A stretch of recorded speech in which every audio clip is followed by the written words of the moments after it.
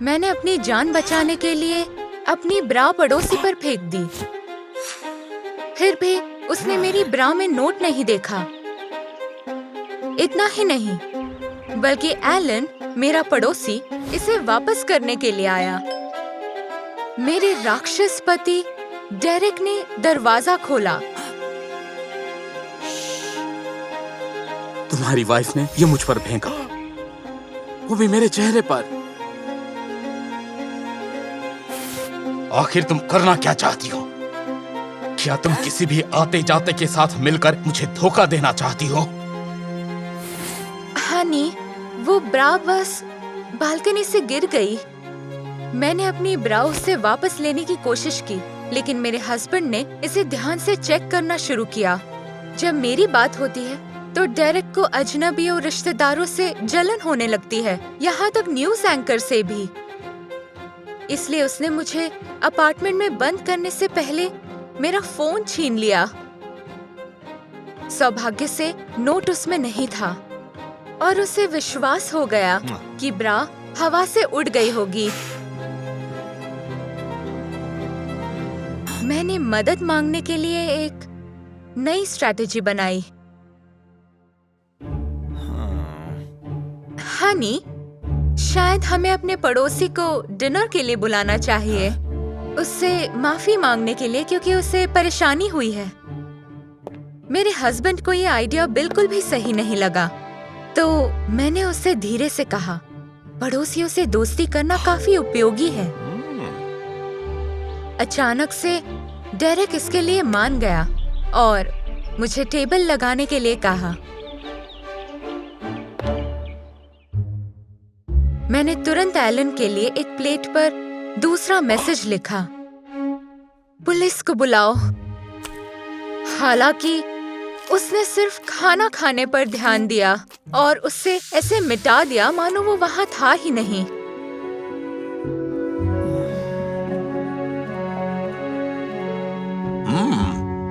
ये हमारे कल रात के खाने से कहीं ज्यादा स्वादिष्ट है, डेरेक। क्या मेरे पति उस आदमी को पहले से जानते थे? मैं तुम्हें बताना भूल गया, हानी। एलन सिर्फ हमारा पड़ोसी नहीं है, बल्कि अब वो हमारा नया बिजनेस पार्टनर भी है। कल ही हमने एग्रीमेंट साइन किया है। तो इसीलिए डेरेक ने एलन को इतनी आसानी से जाने दिया। वो उसके पहचान का है, फिर वो मेरी मदद तो बिल्कुल भी नहीं करेगा। एक पल के लिए हमारी नजरें मिली और मैंने उसकी आंखों में सहानुभूति देखी। फिर एलन ने मुझे आंख मारी। दुर्भाग्य से डेरेक ने हमारी नजरों पर ध्यान दिया। हानी, शायद तुम्हें किचन की तरफ ध्यान देना चाहिए और कुछ ऐसा बनाओ जिससे तुम मुझे और ज्यादा खुश कर सको।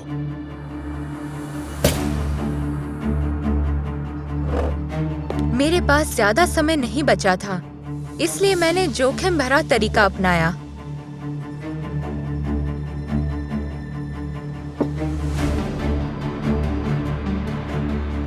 हनी, ये नई डिश ट्राई करो, ये मैंने सिर्फ तुम्हारे लिए बनाई है।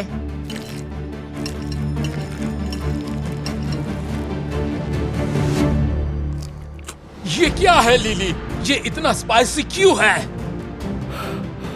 माफ करना, मैंने शायद स्वीट पेपर की जगह मिर्च मिला दी। ये लो, पानी पी लो।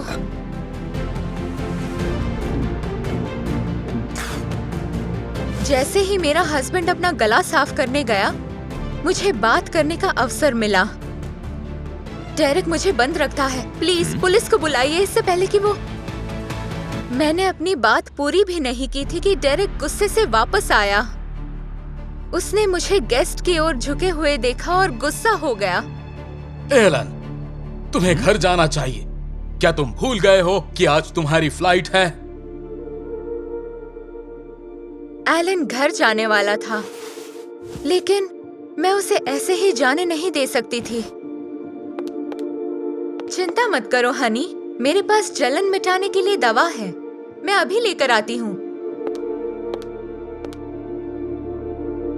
मैंने उसके टेक अवे डिनर के अंदर कुछ ऐसा रखा कि वो मेरी मदद करने के लिए राजी हो जाए, लेकिन फिर तुम इतनी देर से यहाँ क्या कर रही हो? हाँ, मैंने डेरेक को दवा दी और उसने एलन के लिए पैकेज देखा।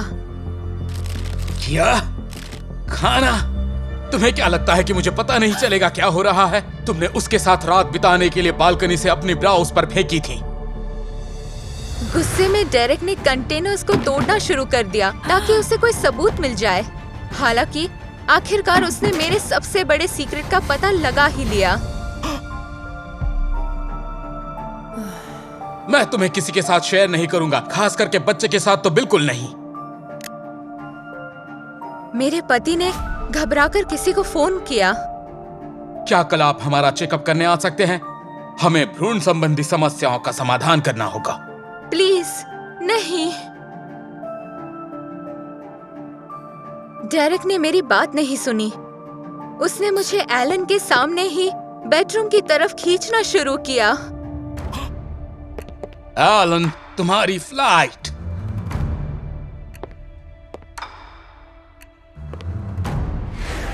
मेरे हस्बैंड ने दरवाजा बंद कर दिया और मेरे पड़ोसी ही मेरी आखिरी उम्मीद थे।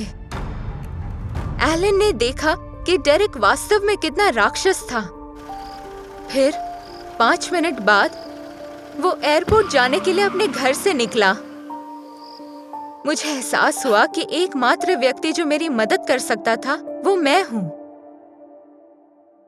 अगली सुबह डेरेक ने मुझे बाथरूम नहीं जाने दिया और ना ही नाश्ता बनाने दिया। हमारे पास और भी जरूरी काम है हनी। मैंने जीपीएस का उपयोग करने के लिए अपने हस्बैंड का फोन उठाया। एड्रेस क्या है? डेरेक अचानक बहुत ज्यादा सतर्क हो गया। क्या तुम्हें लगता है कि पुलिस तुम्हारी मदद करेगी? बिल्कुल वैसे ही जैसे एलन ने किया।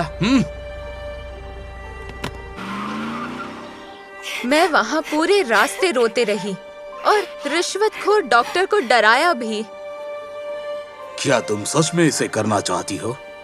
डॉक्टर, मैंने तुम्हें काम करने के पैसे दिए, सवाल पूछने के नहीं। बेशक एक महिला के आंसुओं का कोई मतलब नहीं था एक पैसे से भरे बैग की तुलना में। अचानक डॉक्टर ने अपनी जेब से मेरा नोट निकाला।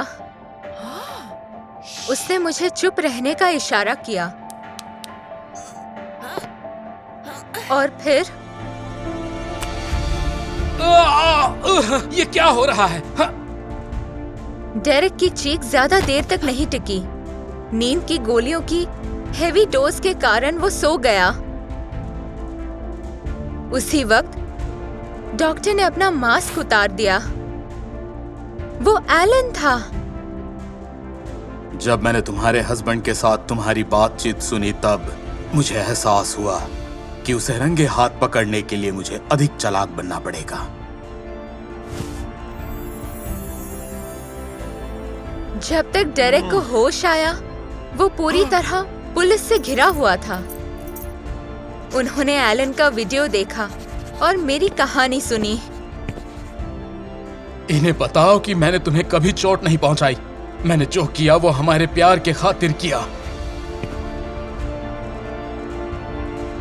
मैंने बिल्कुल भी उसका समर्थन नहीं किया।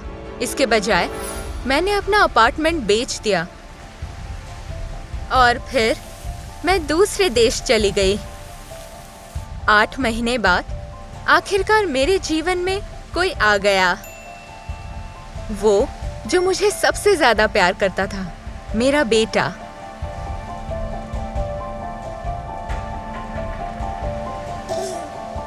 याद रखें, टॉक्सिक रिलेशनशिप से बाहर निकलने का रास्ता जरूर होता है।